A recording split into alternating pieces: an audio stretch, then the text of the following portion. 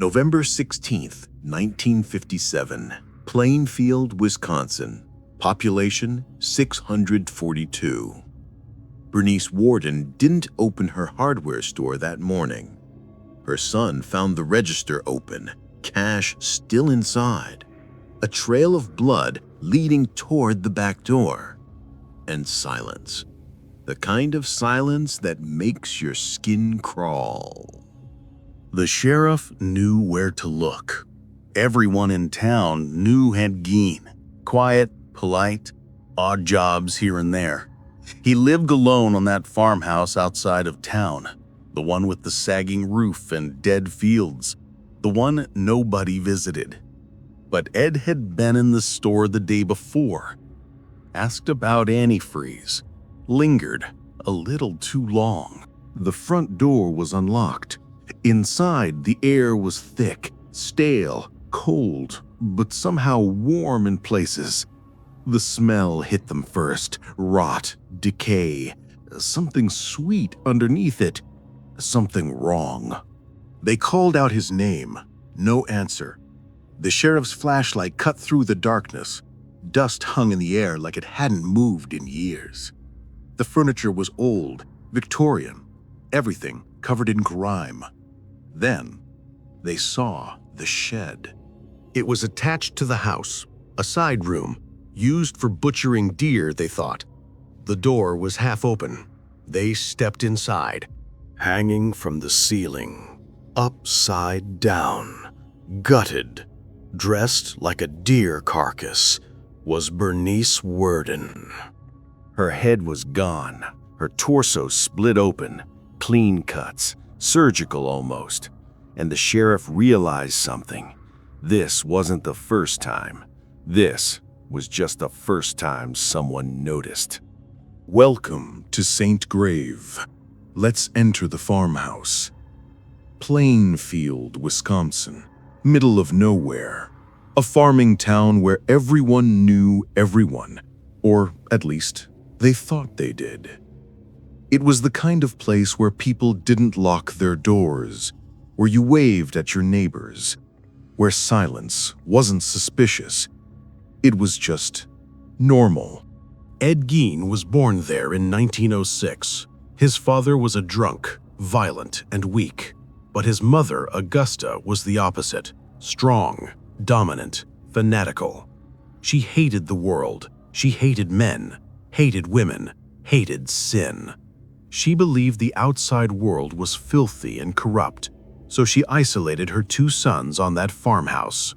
No friends, no school dances, just scripture, and just her. Ed worshipped her, but his brother Henry, not so much.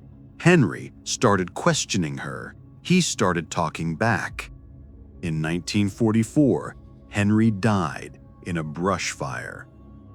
Ed was the one who led authorities to his body. Strange, they said, because the body was in an area untouched by flames. Strange, because there were bruises on Henry's head. But it was ruled an accident.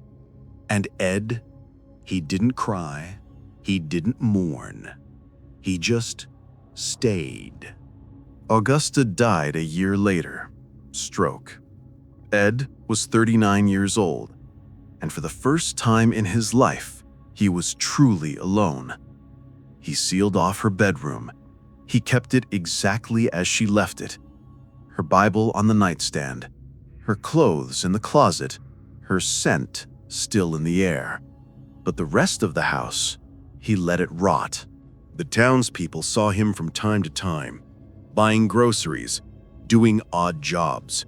They said he was gentle with kids, polite, a little strange maybe, but harmless.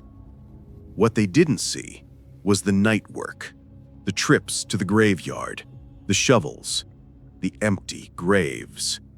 Ed wasn't just grieving his mother, he was trying to bring her back. He started small, reading obituaries, picking graves of women who looked like her, middle-aged, sturdy, freshly buried. He would dig them up and take them home, piece by piece. At first, it was enough just to look, to touch, to feel less alone. But eventually, it wasn't enough. These stories are buried for a reason. If you're brave enough to keep digging, make sure you're subscribed.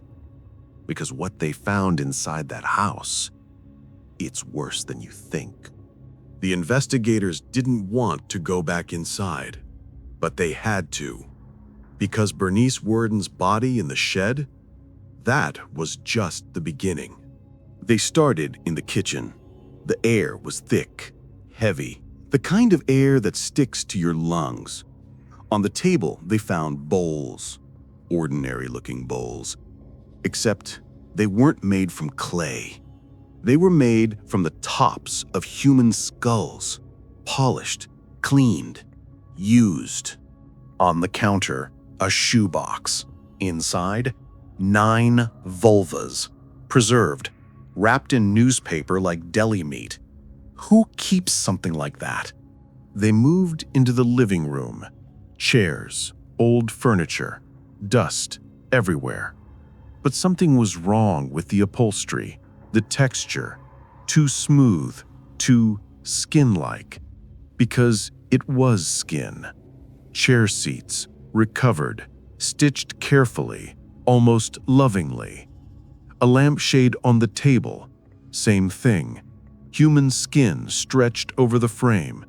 You could still see the pores if you looked close enough.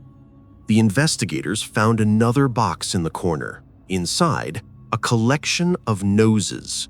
Just noses. Separated. Saved. Why noses? What was he planning to do with them? Upstairs, they found the bedroom. Her bedroom. Augusta's. It was untouched, perfectly preserved. A thin layer of dust over everything like a veil. But the room next to it? That's where they found the masks. 4 of them, hanging on the wall. Faces, entire faces, peeled from skulls. Eyes cut out, mouths stitched shut. He'd worn them, they could tell. Hair oil on the inside, wear marks around the edges. He'd put them on, walked around the house, pretended to be someone else. Or maybe not someone else. Maybe he was trying to become them. In the closet, they found a vest, made entirely of human skin. Torso, breasts still attached, stitched at the sides like a corset. A belt of nipples. Leggings made from leg skin, complete with the knees. He'd crafted an entire suit, a woman's body that he could wear. The investigators kept digging, literally. In the backyard, they found disturbed soil, but when they dug, nothing, because he'd already taken what he needed. 15 graves, 15 women, all exhumed. And then there were the 2 who didn't come from graves. Mary Hogan, 1954, disappeared from her tavern. No witnesses, no body. Until now. They found her face, rolled up in a paper bag, stuffed in a drawer. And Bernice Worden, the woman in the shed. Ed hadn't robbed her grave. He'd made one. But here's the part that makes your stomach turn. Ed wasn't angry when they arrested him, wasn't scared. He was confused. He kept asking why they were so upset. They were already dead, he said. I didn't hurt anyone.